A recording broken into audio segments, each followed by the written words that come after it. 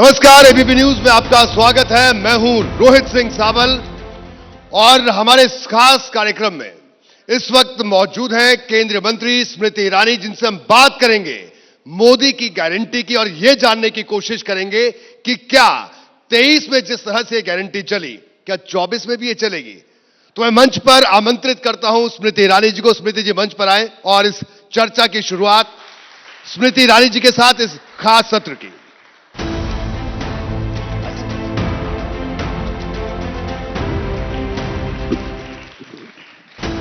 स्मृति जी, आपका स्वागत। धन्यवाद। और आपको बधाई। ताजा ताजा 3 प्रदेशों में आपने भी चुनाव प्रचार किया।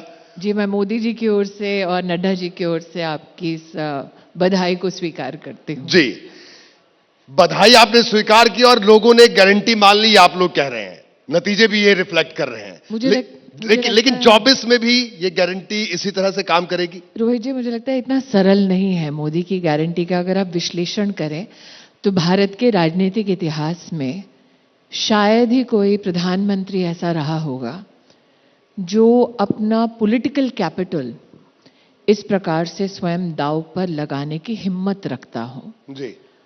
और ये भी गौरतलब है कि ये एक ऐसे समय में प्रधान सेवक हैं जब मीडिया के अलग अलग तंत्र आज मौजूद हैं इनकी लीडरशिप को, इनकी एडमिनिस्ट्रेशन को परखने के लिए, विश्लेषण करने के लिए।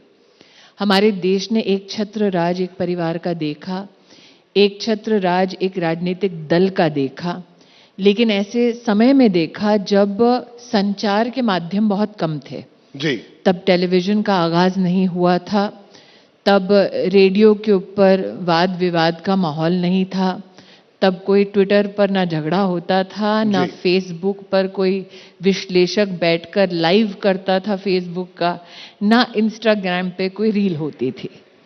उस जमाने में नेता के लिए सबसे सुविधाजनक ये होता था कि वो स्पेशली अगर सत्ता में है तो वो सत्ता के माध्यम से, उस संचार के एक साधन के माध्यम से अपनी बात कहता था। बहुत कम लोग ऐसे होते थे जो तीखा विश्लेषण करते थे। जी बिल्कुल। अब ऐसे माहौल में नरेंद्र मोदी की गारंटी आपको मिल रही है। उनका पॉलिटिकल कैपिटल वो स्वयं स्टेक पर लाते हैं, जहां पर इंटरनेट के और प्रचार के कई माध्यमों में आप हर दिन स्क्रूटनाइज होते हैं। जी। सतत 10 साल राष्ट्रीय स्तर पर नेतृत्व देना और फिर प्रादेशिक स्तर पर गारंटी बनकर उतरना। जी। और न सिर्फ जनता के मध्य में राजनीतिक दल के लिए वोट की गारंटी बन जाना, बल्कि बहुत लोगों की पॉलिटिकल वारंटी भी खत्म करने का माध्यम बन जाना। ये अपने आप में एक राजनीतिक इतिहास में एक अनोखा पन्ना लिखा गया है। स्मृति जी, ये आपने गारंटी में एक नई चीज जोड़ दी कि आप लोग गारंटी दे रहे हैं और दूसरों की वारंटी भी खत्म कर दे रहे हैं। आपको नहीं लगता जिनकी पॉलिटिकल वारंटी खत्म हो चुकी है वो अभी शायद विदेश जाने की तैयारी में है, लेकिन हाँ इतना जरूर है कि जो प्रतिद्वंदी रहे जी वो एकजुट हुए। जी। जब परिणाम आ रहा था चुनाव का, तब मैंने एक ट्वीट किया था, एक अकेला सब पे भारी, जो मोदी जी बोल चुके हैं देश की संसद में। जी। और ये जो चुनाव का नतीजा आया, मुझे लगता है वो उसका सबसे बड़ा प्रमाण था। जी। कि मोदी से अकेले लड़ नहीं पाए तो विपक्ष को एकजुट होना पड़ा, और एकजुट होने के बाद भी विपक्ष मोदी के सामने हार के नतीजे प्राप्त कर घुटने टेक रहा है। जी स्मृति जी, ठीक है, इस बात से बिल्कुल इनकार नहीं किया जा सकता कि ये एक साहस की बात है जी कि एक प्रधानमंत्री किसी प्रदेश के चुनाव में कहता कि मैं गारंटी लेता हूं, यानी अपने चेहरे को स्टेक पे लगाना। लेकिन ये आइडिया कहां से आया आप लोगों को एक गारंटी देने का कि मोदी की गारंटी? मोदी अपने आप में ही एक पॉलिटिकल आइडिया और आइडियोलॉजी है। जी। मोदी अपने आप में एक पॉलिटिकल मूवमेंट बन चुके हैं। जी।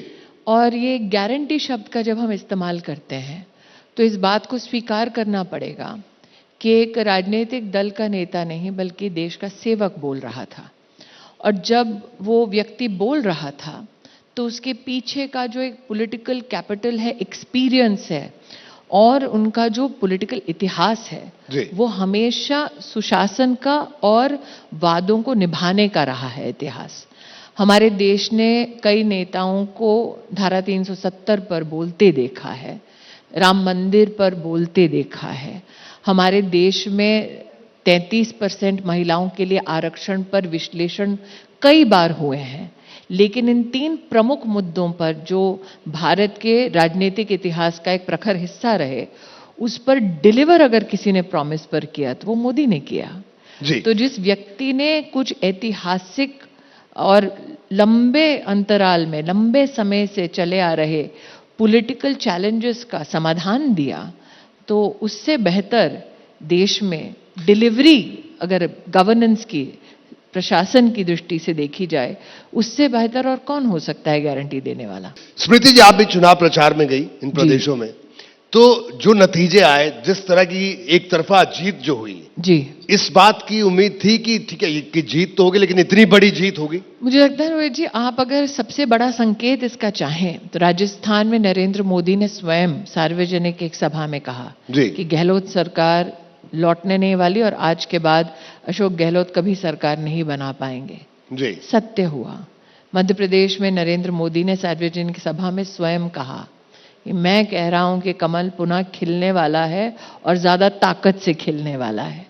आपको याद दिलाऊं, आपकी सुर्खियों में इसका उल्लेख रहा होगा, छत्तीसगढ़ में प्रधानमंत्री मोदी ने नाम से कहा कि भूपेश बघेल की सरकार जा रही है, कमल का फूल खिलने वाला है। तो डंके की चोट पर कहा गया कि जीतने वाले हैं, ऐसा नहीं है कि सोच विचार करके किसी ने ये कहा हो कि कोशिश कर रहे हैं जीतने की। मोदी ने डंके की चोट पर कहा जीतने वाले हैं और जीते। स्मृति जी, अब जब इन राज्यों के नतीजे सामने आए, अब एक और नैरेटिव चल रहा है, उत्तर दक्षिण की बात अब इस देश की राजनीति में होने लगी है। बड़े पहले भी थी, लेकिन इतनी मुखर हो गए और ये तक कहा जाने लगा कि आप लोगों की जो जीत है वो जो जहां पर गाय की पूजा होती है उसी बेल्ट में मजबूत है, लोकसभा तक तस्वीर बदल जाएगी। देखिए, जिन लोगों ने इस प्रकार की टिप्पणी की वो समाज में एक नया जहर घोलना चाहते हैं। कांग्रेस के ये घटक दल पहले जाति के आधार पर बांटना चाह रहे थे देश को, धर्म के नाम पर लोगों को इन्होंने उकसाने की कोशिश की और अब ज्योग्राफी, भूगोल के नाम पर लोगों को बांटने का प्रयास कर रहे हैं। इन्होंने शायद ही इस बात को परखा होगा, सोचा होगा कि आज दक्षिण भारत की अगर आप लोकसभा की सीटें देखें तो कांग्रेस से ज्यादा लोकसभा की सीटें भारतीय जनता पार्टी के पास है। लेकिन आज तक भारत की राजनीति में यह इतिहास रहा है कि जब कोई पक्ष हारता है तो हारने के बाद अपने ही देश और देशवासियों के खिलाफ और सनातन धर्म के खिलाफ इस प्रकार का जहर आज तक किसी ने नहीं उगला जितना कि कांग्रेस और उनके सहयोगी दलों ने उगला है। तो बैर इनका मोदी से है और दुश्मनी ये देश से निकाल रहे हैं। बैर इनसे अगर आप देखें और विश्लेषण सनातन धर्म के संदर्भ में भी करें तो जिस प्रकार का ये द्वेष की भावना लेकर अपनी राजनीति इस वक्त कर रहे हैं, तो कहीं ना कहीं इस बात का आक्रोश जनता के मन में है कि आप वोट के, और वोट का जो निर्णायक एक पहलू है वो जनता की इच्छा है।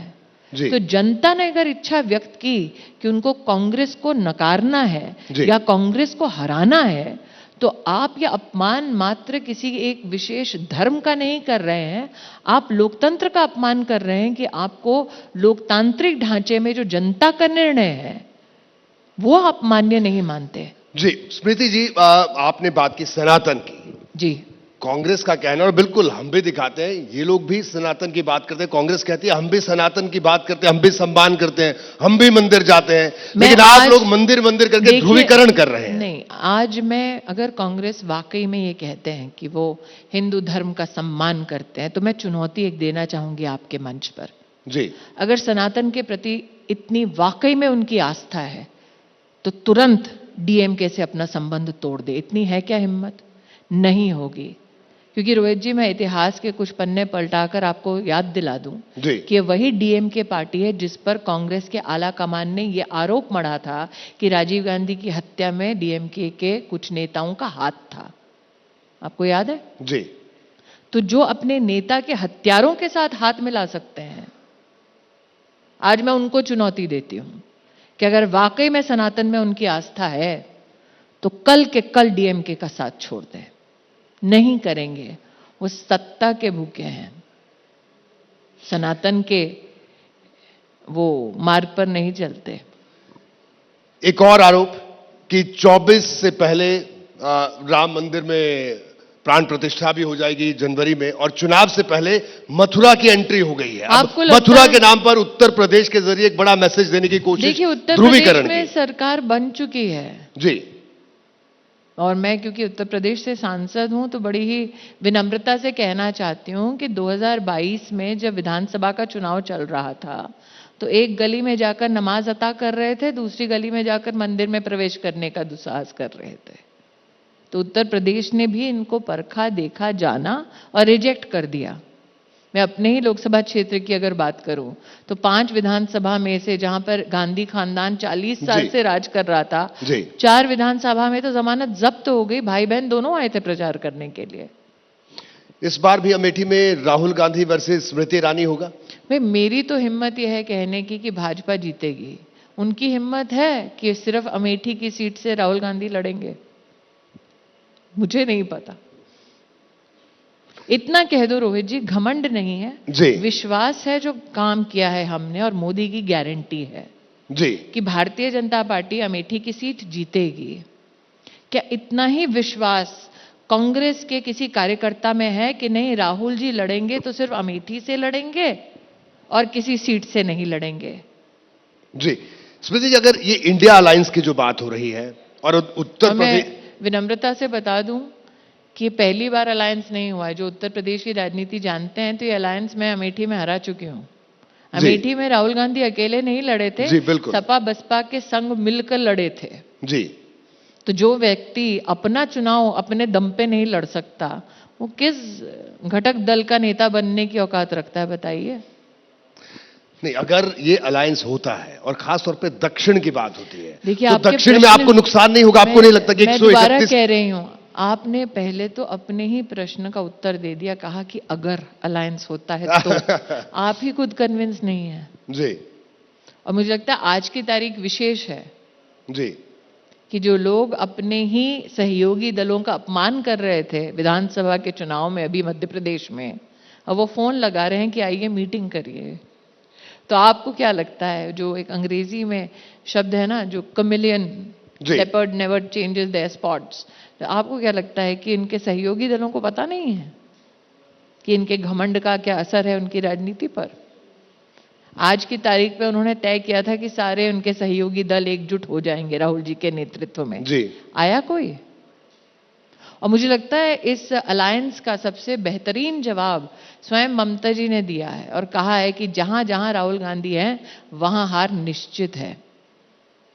जी, यानी आपको ये जो उनका अलायंस जो बन रहा है अभी जिस स्वरूप तो ले रहा है, देखिए इस बात से तो इनकार नहीं कर सकते, उससे आपको कोई चुनौती नहीं मानते 24 में? वही तो कह रही हूँ रोहित जी, आप तो खुद ही अलायंस का अभी तभी कभी कर रहे हैं। जी, तो मान लीजिए आप अलायंस दिल्ली की बोले, उनकी, मुझे नहीं पता, मैं उनकी प्रतिनिधि नहीं हूं, तो क्या आप मुझे ये कह रहे हैं कि केजरीवाल के पक्ष में कांग्रेस कोई भी सीट नहीं लड़ेगी, या केजरीवाल कांग्रेस की वजह से कोई भी सीट नहीं लड़ेंगे? फिर जाएं पश्चिम बंगाल, क्या ममता जी अपनी सारी सीटें छोड़ देंगी ताकि राहुल गांधी जी लड़वा सके अपने किसी मित्र को, अपने किसी सहयोगी को, अपने किसी कार्यकर्ता को? आप बिहार जाइए, जी, क्या आप कह रहे हैं नीतीश कुमार हों या तेजस्वी जी हों, वो अपनी सारी सीटें कांग्रेस के लिए छोड़ देंगे? ऐसा होगा क्या? नहीं, बात स्वाभाविक है, सीट शेयरिंग अपने आप में एक बड़ा इशू होगा, लेकिन उत्तर प्रदेश, अभी तो अलायंस सबसे बड़ा इशू है कि नहीं है, वही प्रश्न चिन्ह है। उत्तर प्रदेश के एक बार फिर जिक्र करूंगा जी। उत्तर प्रदेश में पिछली बार का प्रदर्शन आपका और इस बार क्या लग रहा है, कितनी सीटें भारतीय जनता पार्टी उत्तर प्रदेश में आपको लगता है पिछली बार से बेहतर नतीजा? आप चाहते हैं कि मैं राजनीति के विश्लेषण करते करते ज्योतिष शास्त्र का भी यहां पर आपको अनुभव बता दूं? नहीं, मैं आपसे स्मृति जी, देखिए, मैं आप बिल्कुल सही आपने बात कही। हम अक्सर ये सवाल जरूर पूछते हैं कई जगह कि आपको क्या लगता है, लेकिन आपसे ये सवाल मैंने बड़े सोच समझ कर पूछा। उसके पीछे वजह है, वजह ये है आपने उस सीट से चुनाव लड़ा, उस सीट से चुनाव जीता अमेठी।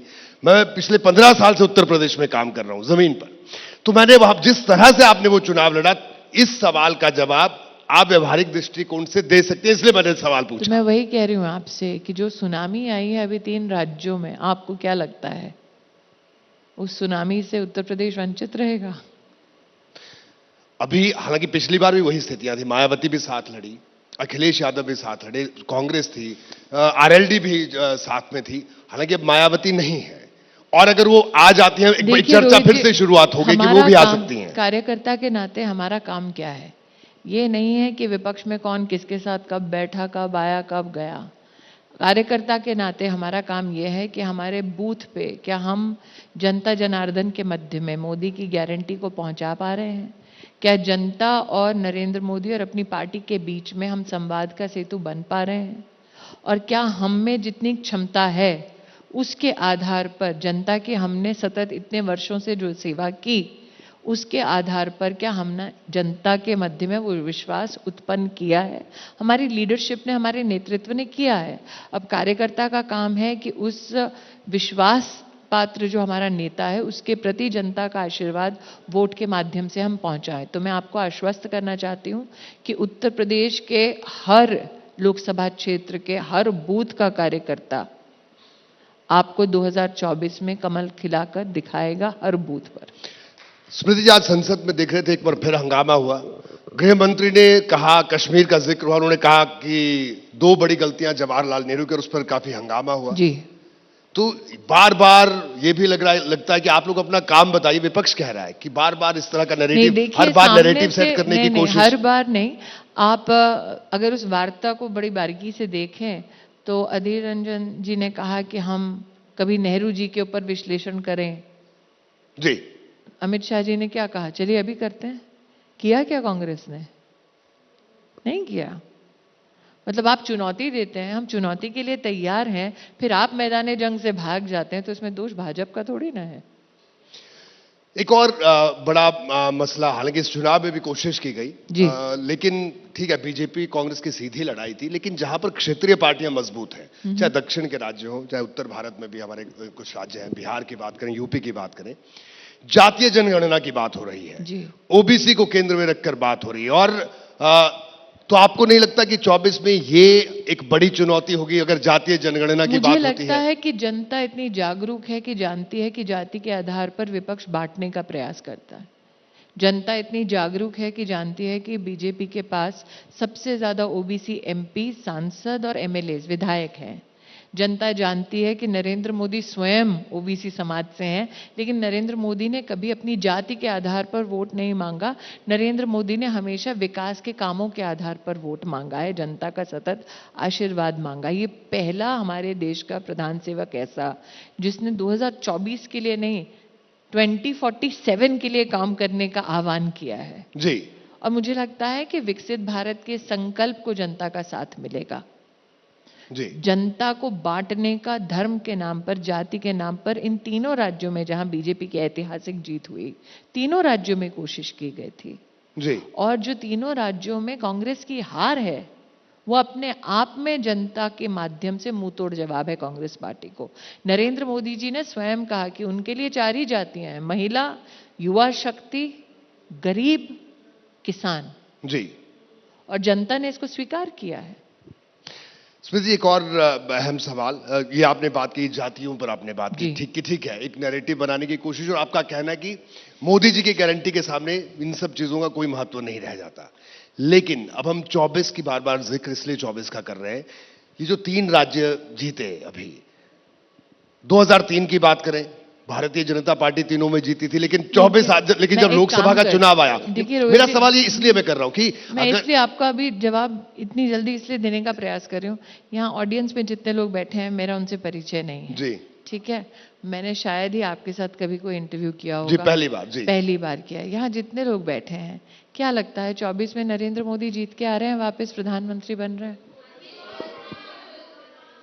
अब ये पब्लिक है, सब जानती है, गारंटी और एक्सपायर्ड वारंटी के बीच का फर्क पहचानती है। यही तो वोटर है, आपका वोटर आपको बोल रहा है कि 24 में कौन जीतने वाला है। तो यानी आपका यही कहना है कि... अच्छा चलिए वोटर छोड़िए, आज हम एंकर से पूछ लें। जी। शक है कोई? नहीं, देखिए मैं तो जब लोकसभा का चुनाव होगा मैं आपसे सवाल पूछूंगा। ना, मैंने आपसे ये नहीं पूछा कि आप किसको वोट करने वाले हैं। जी। मैं ये नहीं पूछ रही कि आप किस राजनीतिक दल को वोट देने वाले, मैं ये पूछ रही हूँ आपको शक है क्या? कि मोदी जीतने वाले हैं या नहीं जीतने वाले, ऐसा लगता है? नहीं, लेकिन मेरा सवाल एक ही था इस मंच पे, उसका तो जवाब दे दीजिए। स्मृति जी, मुझे लगता है कि इंटरव्यू करने के लिए मैंने आपको आज बुलाया है। कोई बात नहीं, मेरा एक सवाल का जवाब तो दे दीजिए। जी। इतने सवाल आपने किए, सारे जवाब मैंने दिए, मेरा एक सवाल तो बनता है। क्या लगता है रोहित जी, बोल दीजिए। स्मृति जी, मुझे लगता है संत जी से बात करनी पड़ेगी मुझे। वो तो हो गया लेकिन मुझे एक बार तो बता दीजिए। चलिए इतना कह देती हूं। जी, आपने इस बात को अस्वीकार नहीं किया, वही आपका जवाब है। नहीं स्मृति जी, मैं नहीं, मेरा ये जवाब नहीं, लेकिन अगर आप मेरा जब विश्लेषण अगर सुनना चाहें, मैं बार बार करूंगा। मुझे हिंदी पट्टी के वो राज्य में, चाहे बिहार की बात खासतौर पर करूं, यहां पर भारतीय जनता पार्टी को चुनौती मिलेगी। दक्षिण में भारतीय जनता पार्टी के पास चुनौती है। सुन लीजिए, मैंने यहाँ पर नागरिकों से ये नहीं पूछा दक्षिण में जीतेंगे, उत्तर में जीतेंगे, पश्चिम में जीतेंगे, कहाँ जीतेंगे, पूरब में। मैंने कहा कि क्या 2024 में पुनः नरेंद्र मोदी देश के प्रधान सेवक बनेंगे? आपकी ऑडियंस ने कहा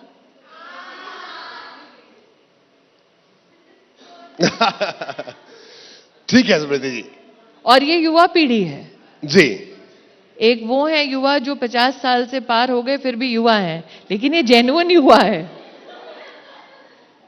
और ये मातृशक्ति का भी प्रतीक है। जी। तो युवा शक्ति मातृशक्ति दोनों कह रहे हैं भाई। और हमारे यहाँ तो सभ्यता में कहते हैं कि बेटी के मुंह से, लक्ष्मी के मुंह से निकल गया एक बार शब्द तो वो खरा उतरता है। तो बताइए आपको इस लक्ष्मी पर क्या भरोसा नहीं है? ये तो नेता नहीं है। स्मृति जी, आप तो ऑडियंस को भी हमारे खिलाफ कर देंगे। अरे बिल्कुल, वो कह रहे हैं कि बताइए सर।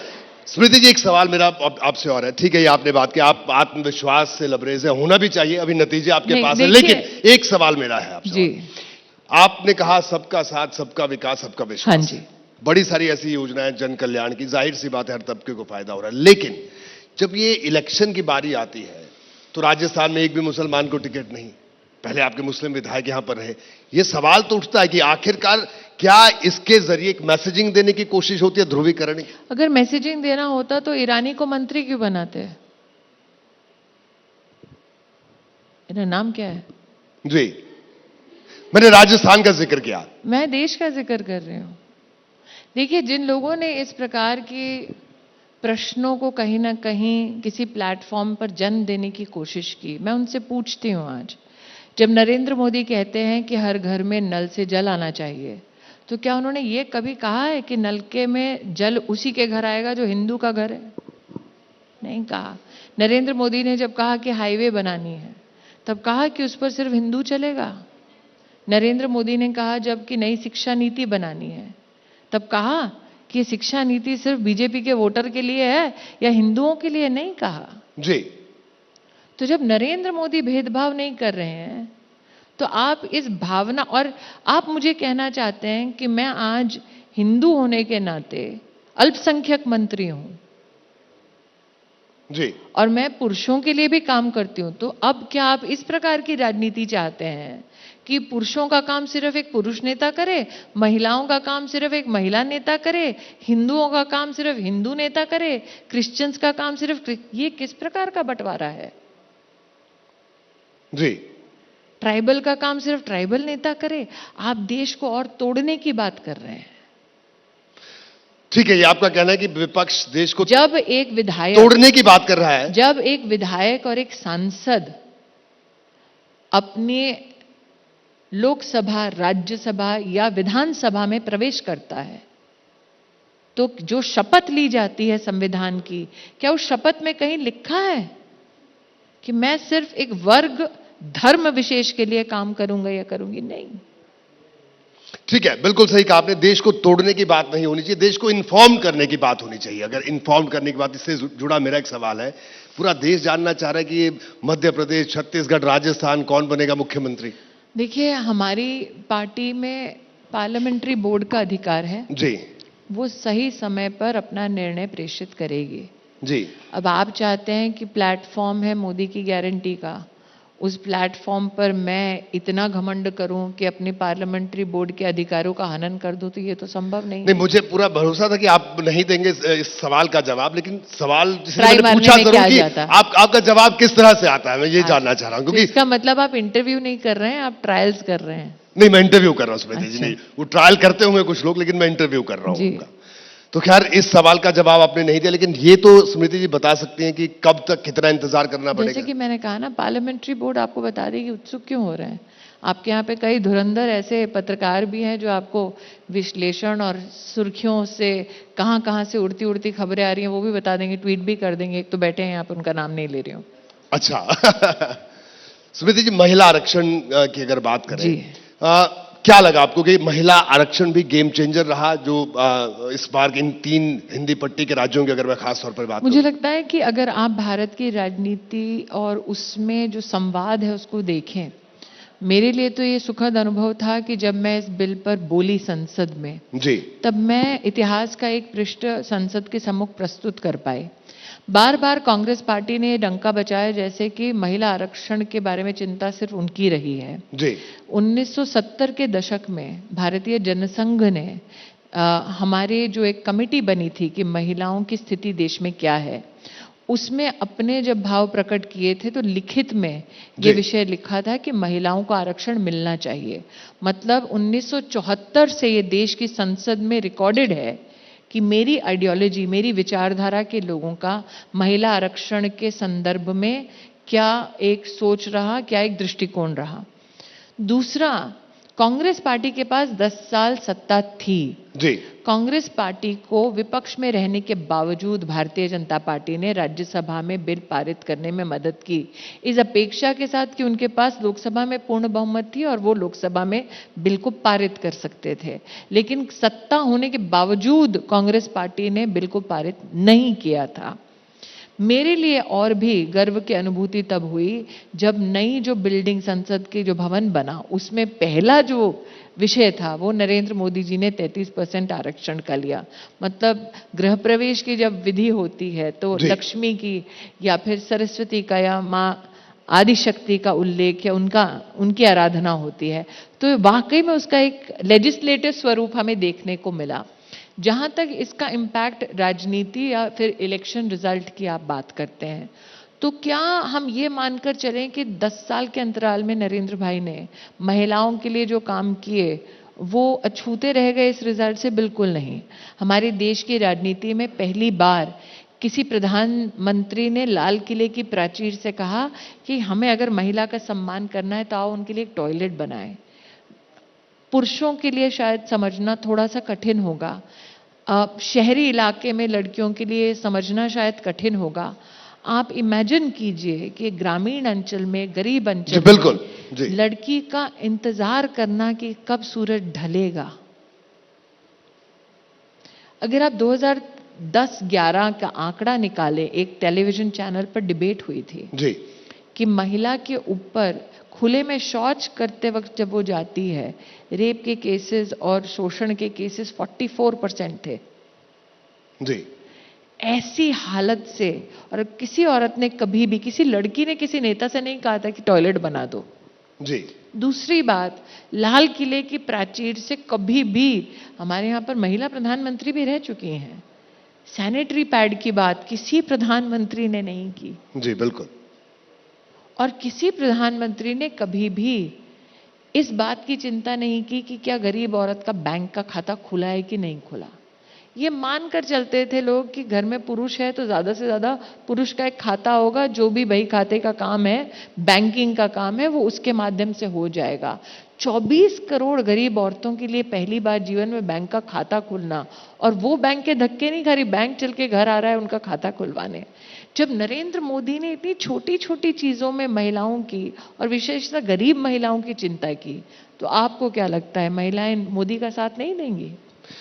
स्मृति जी, ये बताइए, मैंने आज सुबह भी कुछ लोगों से सवाल किया, आपसे भी करना चाहूंगा कि आप लोग एक चुनाव खत्म होता है दूसरे की तैयारी शुरू कर देते हैं, कोई कभी थकेंगे या थकते हैं कभी आप? और आखिरकार ये क्या, ये किस तरह की मैनेजमेंट है? ये भी एक शोध का विषय है, इसमें कोई इनकार नहीं किया जा सकता। नेता हमारा ऐसा है जी कि मुझे लगता है कहीं ना कहीं ये स्फूर्ति जो है या फिर ये संकल्प जो है वो कहाँ से आता है कि तुम अपने लिए नहीं कर रहे हो ये, क्योंकि आज तुम सांसद हो, विधायक हो या फिर संगठन के किसी पद पे हो, कल कुछ नहीं होगे। जी। और ये वो संगठन है जिसके 2 सांसद हुआ करते थे, जी जिनका मजाक उड़ाया जाता था जी कि तुम कभी कुछ नहीं बन पाओगे। ये वो संगठन है जिन्होंने कई राज्यों में, आज भी बंगाल में अगर आप हमारे कार्यकर्ता को देखें, महिला कार्यकर्ता का बलात्कार होता है, नौजवान कार्यकर्ता पुरुष अगर है तो उसे गांव में किसी खेत में सरेआम लटका दिया जाता है, मौत के घाट उतार दिया जाता है। केरल में हमारे यहाँ पे एक ऐसा कार्यकर्ता था जो ऑटो चलाता था, उसके हाथ यहाँ से काट दिए ताकि उसके पास काम न रहे, ऑटो ना चला पाए, फिर भी रुका नहीं भाजपा का कोई कार्यकर्ता। जी तो ये किसी आप इलेक्शन से इसको जोड़ नहीं सकते। और हमारा नेता जो आज बोलता है, नरेंद्र मोदी जब बोलते हैं, वो क्या कहते हैं? ये नहीं कह रहे अरे 24 में मुझे जिता दो, वो कह रहे हैं आज से 25 साल बाद हम तो नहीं होंगे, खप जाएंगे। यही तो होंगे 25 साल बाद। कौन सा नेता आज तक आया है जो कहता है कि तुम आज से 25 साल बाद कैसा हिंदुस्तान देखना चाहते हो, चलिए आज हम सब मिलके उसके लिए काम करें। जी एक नेशनल गोल देने वाला व्यक्ति जब वो नहीं थकता तो क्या हमें थकने की इजाजत है? बिल्कुल। स्मृति जी ये बताइए, थकने की इजाजत है नहीं है? अब इसका पूरा आपने विस्तार से बताया, जाहिर सी बात है, लेकिन विपक्ष कहता है कि आप लोग डराते हैं ईडी से, सीबीआई से, केंद्रीय एजेंसियों का गलत इस्तेमाल कर रहे हैं। चलिए, यही विपक्ष ने चुनाव के वक्त भी बोला था, कहा था ना जी। जनता ने जवाब क्या दिया? मध्य प्रदेश में मतलब चोरी करोगे तुम और कोतवाल अगर दरवाजे पे आ जाए तो कहो कि भैया दरोगा क्यों आया है? तो चोरी ना करो, एजेंसी नहीं आएंगी। और चोरी कर रहे हो किसका पैसा? जनता का। जनता को लूटोगे और फिर कहोगे कि अरे यार हमने लूट लिया, पैसा क्यों वापस ले रहे हो, जेल क्यों भेज रहे हो? और हम तो नहीं भेज रहे। विधिवत जांच एजेंसी जांच करने के बाद जो न्यायालय के सामने प्रमाण प्रस्तुत करेगी, एविडेंस प्रस्तुत करेगी, उसके आधार पर न्यायालय अपना निर्णय लेंगे। वारंट इशू कौन करता है? जी। जेल में अगर आप हैं और बेल के लिए एप्लीकेशन जाती है तो किसके सामने जाती है? न्यायालय में जाती है। रिजेक्ट होती है, सतत एक भ्रष्ट नेता जेल में रहता है तो किसकी वजह से रहता है? न्यायालय की वजह से रहता है। तो क्या विपक्ष के नेता ये कहते हैं एजेंसी झूठे, देश की जुडिशरी भी झूठी? और इन्होंने ये आजमा तो लिया इस चुनाव में, जवाब मिल तो गया। मैं आगे क्या बोलूं? ईवीएम पर भी सवाल उठ रहे हैं मध्य प्रदेश में। कहा गया कि साहब ईवीएम पर सवाल अपने नेता पे उठाना चाहिए, ईवीएम पे नहीं।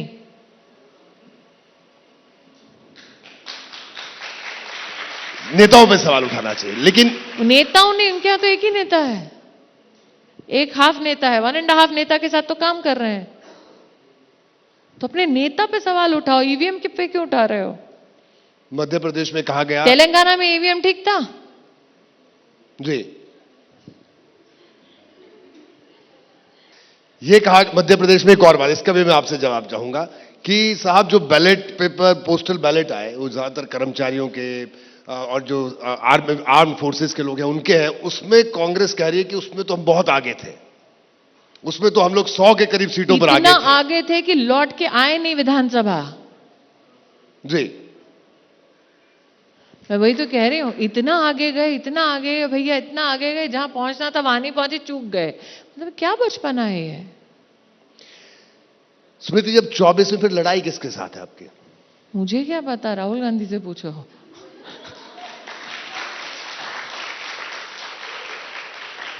देखिए, वो वोट के लिए लड़ रहे हैं, हम देश के लिए लड़ रहे हैं, यही फर्क है। आपका कहना है कि 24 में जो आपके कार्यकर्ता पूरे जोश में कह रहे हैं कि अब की बार 400 पार। हाँ, तो इस दिशा में आप आगे बढ़ रहे हैं। आपको क्या लगता है पीछे जाएंगे? ये मोदी की गारंटी की गाड़ी है, रिवर्स गियर में नहीं चलती, आगे बढ़ेंगे। आगे ही जाती है मोदी की गाड़ी, पीछे नहीं जाती। स्मृति जी, चर्चा के आखिरी दौर में अब हम लोग हैं जी। आपने मोदी की गारंटी यहां चली, 24 में भी आप कह रहे हैं कि चलेगी, और उनकी मैं फिर पूछती हूँ, मैंने एक ही सवाल आपसे पूछा है जी, बता दीजिए। नहीं देखिए, मैं तो जब चुनाव आएंगे जरूर बताऊंगा स्मृति जी। अभी से बता दीजिए। नहीं अभी। अच्छा चलिए, फिर से जनता से पूछ लेती हूँ, क्या लगता है 24 में मोदी? तो स्मृति जी ये मैंने फिर मौका दिया कि नहीं, अगर मन बदलना हो तो देखिए, बदल। ये लोग तो मुझे लग रहा है आपके फैन है, क्योंकि जैसे आया आपको देखने के लिए सब लोग आपके, तो हो सकता है इसलिए भी कह रहे हो। नहीं नहीं, मंच मोदी की गारंटी का है, सास बहू का नहीं है। ठीक है, आपका कहना है कि मोदी की गारंटी, और आपका क्या कहना है? देखिए मेरा ये कहना है कि 24 आते आते, मैं बार बार मैं कह रहा हूं स्मृति, इस सवाल पे भी हम चर्चा कर लेते हैं बिल्कुल जी। आखिरी दौर में कि नहीं नहीं, आप समय लीजिए, कोई दिक्कत नहीं। ठीक है, मुझे ये बताइए, दक्षिण भारत के राज्यों की मैं बात करूं, अगर हम इधर से शुरू करें पूरे आप अगर जी कोशिश करना चाहते हैं, उत्तर दक्षिण का भेद जताना चाहते हैं, मैं पुनः कहती हूं, आज भी दक्षिण भारत में भाजपा के सांसद कांग्रेस से ज्यादा हैं। लेकिन क्षेत्रीय पार्टियों का क्या जवाब है मैं- आपके पास? देखिए, मैं दोबारा कहती हूं, कांग्रेस ने जाल बिछाया, हम नहीं फंस रहे, आप क्यों फंस रहे हैं? नहीं, लेकिन विश्लेषण तो जरूरी है इसमें, मैं इससे क्योंकि विश्लेषण 131 सीट उस पट्टी से आती है जहां पर भारतीय साहब, जनता। मैं दोबारा कह रही हूं, आप अगर बैटन वाली रेस चल रहे हैं और हर साल में बैटन बदल रहा है आपके हिसाब से, या हर विधानसभा में बैटल बदल रहा है, मैं आपको रेस का परिणाम बता रही हूं। फिर से पूछ लेती हूं,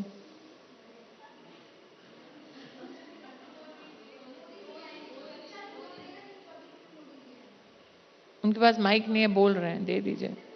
नहीं, माइक अभी आपके पास ही रहने नहीं, मैं देते दे सकती हूँ, आ जाओ बच्चा। ठीक है स्मृति जी, बिल्कुल कमांड पे आ मतलब ना रही है। ये बोलेंगे ना किसी को बोलने देंगे। नहीं जी। अब आपने पूरी अपनी बात रखी।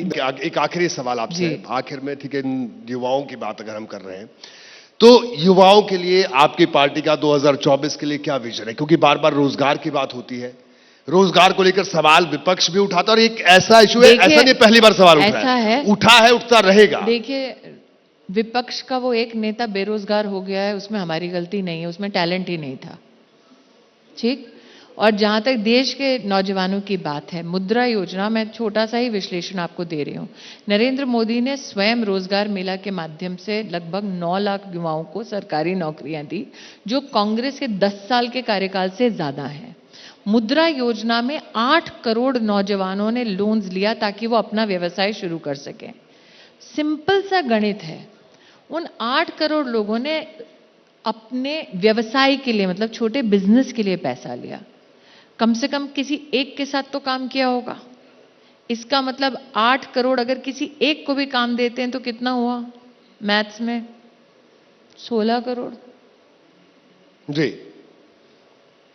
तो 9 लाख सरकारी नौकरियां, 8 करोड़ का नौजवानों को लोन, और फिर उसके साथ अगर आज आप पूरा स्किल का भी विश्लेषण कर लें, डिजिटल लिटरेसी का विश्लेषण कर लें, स्वनिधि में अगर विश्लेषण कर लें, हर स्कीम में आपको युवा वर्ग ने विशेष रूप से किस प्रकार से अपने साथ अपने आप से सृजन किया है नौकरियों का, उसका प्रमाण तो ऑलरेडी है, एम्पेरिकल एविडेंस है। और अगर आप लेबर के भी मिनिस्ट्री के नंबर्स देख लें, तो आज सबसे कम अनएम्प्लॉयमेंट इस देश के इतिहास में अगर है तो मोदी के राज में। और ये कह दूं कि ये तब है जब ये देश कोविड की विषम परिस्थिति से गुजर चुका है। जी। तो जब आंकड़े सच बयान कर रहे हैं और यही वापस ये नौजवान बैठे हैं, वोट किसको जा रहा है? देखिए वापस ही बदल रहा है। स्मृति जी, आखिरी सवाल मेरा आपसे। आखिरी का कितना आखिरी है? ये अच्छा, आखिरी, ये बिल्कुल फाइनल आखिरी। है। हाँ। क्योंकि मुझे थोड़ा वक्त और मिल गया, तो मुझे लगता है एक सवाल आपसे और करना चाहिए। देखिए, फ्री वीज की बात होती है, जो रेवड़ियां बांटने का कल्चर है, आप जी। सवाल उठाते हैं अरविंद केजरीवाल पर या दूसरे लोगों पर भी, जी। लेकिन आप लोग भी तो ऐसी योजनाएं चलाते अरविंद हैं। केजरीवाल की तरह आपने मोदी को कहीं किसी सीढ़ी को चढ़ के बिजली का तार काटते हुए देखा है? जी बताइए, आप बताइए। नहीं, मैं पूछ रही हूं, आप मेरे किसी भी सवाल का जवाब नहीं दे जी रहे। चलिए, नहीं देखा जी, बताइए। नहीं देखा ना? जी। मोदी जी को कभी ये कहते हुए देखा है कि वोट दे दो, मैं सबके बिजली का बिल फाड़ दूंगा? नहीं। नरेंद्र मोदी ने देश की जो ट्रेजरी है उसका इस्तेमाल कैसे करने को कहा। सबसे उसका अच्छा उदाहरण मैं महिला की दृष्टि से अगर दूं तो उन्होंने कहा मातृवंदन योजना शुरू करते हैं। मतलब कि एक गरीब औरत जब गर्भवती है तो वो डॉक्टर के पास नहीं जाती, वैक्सीनेशन लगाने नहीं जाती, अस्पताल नहीं जाती चेकअप के लिए, क्योंकि उस दिन की दिहाड़ी उसकी चली जाती है। जी। नरेंद्र भाई ने कहा ऐसी बहन के बैंक के खाते में 5,000 रुपए डाल दो, ताकि डॉक्टर का चेकअप कराए। अब जिस गरीब औरत को 5,000 रुपए मिल गए, उसने कहा ठीक है, 1-2 दिन की अगर दिहाड़ी जाती है तो कम से कम मैं डॉक्टर से मिल सकती हूँ, वैक्सीनेशन कर सकती हूँ, और पहली बार वो अस्पताल में जाती है। सरकारी अस्पताल में उसे प्रोत्साहित किया जाता है कि आप बच्चे को घर पर जन्म ना दें, अगर आपको भगवान न करे कुछ हो जाए तो कम से कम अस्पताल में जन्म देंगी तो डॉक्टर बचा पाएंगे। माता मृत्यु दर कम होती है, बच्चे की मृत्यु दर जन्म पे कम होती है। तो ऐसा नहीं है कि नरेंद्र मोदी ने कहा 5,000 रुपए दे दो जी, उसके पीछे एक साइंटिफिक, और फिर उन्होंने क्या कहा कि अगर दूसरी बच्ची होती है, बेटी होती है, तो 6,000 रुपए दो। क्यों? ताकि किसी को ये ना लगे बेटी को जन्म दे रहे हैं तो अभिशाप है। जी, तो मुझे लगता है कि सबसे बेहतरीन, अगर आपको कंपैरेटिव चाहिए तो हर बार ये सोचिए कि मोदी को आपने अरविंद केजरीवाल की तरह सीढ़ी चढ़ के बिजली का तार काटते हुए कभी देखा है क्या? तो बिल्कुल स्मृति जी, आपका बहुत बहुत शुक्रिया। बिजली देते हुए देखा होगा मोदी को सौभाग्य योजना से। जी, इसीलिए लोगों की बत्ती गुल हो रही है और वो विदेश जा रहे हैं इस वक्त। जी, स्मृति जी, आपका बहुत बहुत शुक्रिया एबीपी न्यूज के इस मंच पर आप आई। जाते जाते आप, अगर मैं गुजारिश करूं, फिर से पूछ लेते हैं, 24 में कौन? थोड़ा जोर से बोल दो। और यही मोदी की गारंटी है, ऐसी बेटियां। तो खैर, स्मृति ईरानी जी का इनका अपना अंदाज, इन्होंने गारंटी को इस तरीके से भी परिभाषित किया और उन्होंने इनका साफ तौर पर यह कहना है कि 23 में जो नतीजे आए हैं उससे भी साफ जाहिर होता है कि मोदी की गारंटी कैसे काम कर रही है। और साथ ही साथ एक बड़ी बात उन्होंने कही कि 24 में मोदी की गारंटी चलेगी और विपक्ष की वारंटी खत्म हो गई है। लेकिन हां, मैं फिर भी कहूंगा कि अभी हम 24 तक इंतजार जरूर करेंगे। चुनाव होगा, चुनाव प्रचार होगा, फिर से वायदे होंगे, दावे होंगे। आप लगातार ये तमाम वायदे और दावे और ये गारंटी हम देखते रहेंगे एबीपी न्यूज पर। फिलहाल हमारे साथ में इजाजत, नमस्कार।